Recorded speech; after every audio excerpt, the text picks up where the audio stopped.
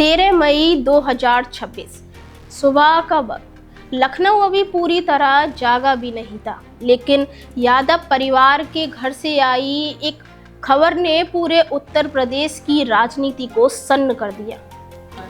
5:55 पर डॉक्टरों ने 38 साल के प्रतीक यादव को मृत घोषित कर दिया। वहीं प्रतीक यादव, जिन्हें लोग एक फिटनेस आइकन, बिजनेसमैन और शांत स्वभाव वाले इंसान के तौर पर जानते थे, मुलायम सिंह यादव के छोटे बेटे अखिलेश यादव के सौतेले भाई और भाजपा नेता अपर्णा यादव के पति। लेकिन सबसे बड़ा सवाल ये, एक ऐसा इंसान जो फिटनेस को अपनी जिंदगी मानता था, जिसकी लाइफस्टाइल लाखों युवाओं के लिए इंस्पिरेशन कही जाती थी, आखिर उसकी मौत इतनी अचानक कैसे हो गई?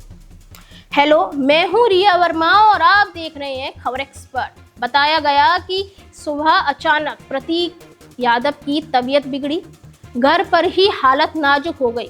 परिवार तुरंत अस्पताल लेकर पहुंचा, लेकिन डॉक्टर उन्हें बचा नहीं सके। शुरुआती जानकारी में सामने आया कि प्रतीक यादव लंबे समय से पल्मोनरी एम्बोलिज्म नाम की गंभीर बीमारी से जूझ रहे थे, यानी ऐसी स्थिति जिसमें फेफड़ों की धमनियों में खून के थक्के जमने लगते हैं, धीरे धीरे सांस लेने में परेशानी होती है और फिर उसका असर सीधे दिल पर पड़ता है। कुछ दिन पहले भी उन्हें सांस फूलने की शिकायत के बाद अस्पताल में भर्ती कराया गया था। इलाज चल रहा था, दवाइयां भी चल रही थी, लेकिन अब उनकी मौत ने कई नए सवाल खड़े कर दिए, क्योंकि मामला सिर्फ मेडिकल नहीं दिख रहा। पोस्टमार्टम के दौरान बिस्तरा सुरक्षित रखा गया, कमरे को सील किया गया, मोबाइल फोन जब्त हुए और पूरी प्रक्रिया की वीडियोग्राफी तक कराई गई। यानी जांच एजेंसियों कोई भी संभावना छोड़ना नहीं चाहती थी। इसी बीच जब अखिलेश यादव अस्पताल पहुंचे तो उन्होंने मीडिया से बातचीत में एक ऐसी बात कह दी जिसने इस पूरे मामले को और ज़्यादा चर्चा में ला दिया। आपको बता दें कि अखिलेश यादव ने कहा, कई बार बिजनेस का नुकसान इंसान को अंदर से तोड़ देता है। बस यही एक लाइन अब कई सवाल पैदा कर रही है। क्या प्रतीक यादव किसी मानसिक दबाव में थे? क्या कारोबार में परेशानी चल रही थी? क्या उनकी निजी जिंदगी में सब कुछ ठीक भी था या नहीं? अब जरा प्रतीक यादव की जिंदगी को समझिए।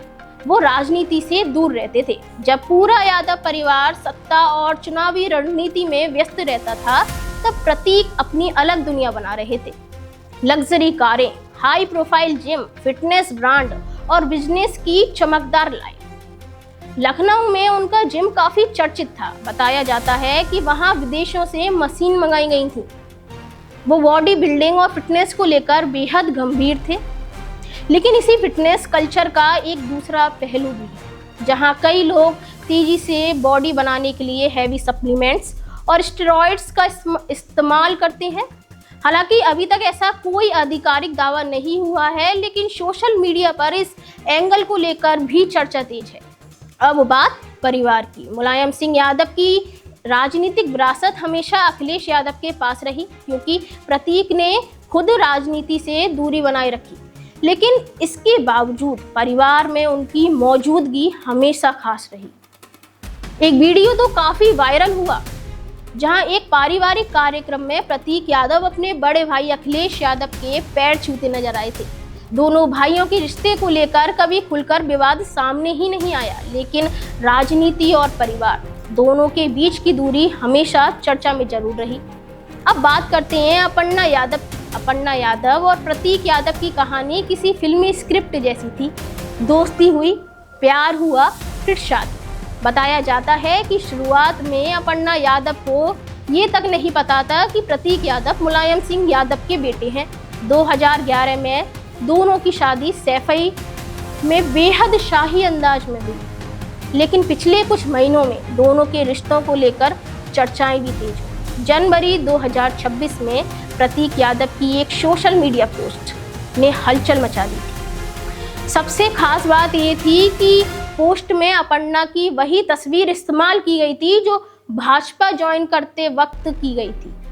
यानी निजी रिश्तों के बीच राजनीति की झलक साफ दिखाई दे रही थी। हालांकि बाद में दोनों साथ में नजर आए और प्रतीक ने खुद कहा कि सब ठीक हो चुका है।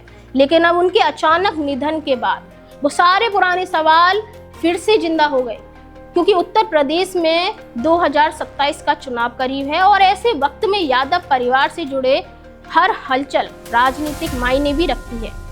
सबसे बड़ा सवाल यही है, क्या अपर्णा यादव आगे भी भाजपा में सक्रिय रहेंगी?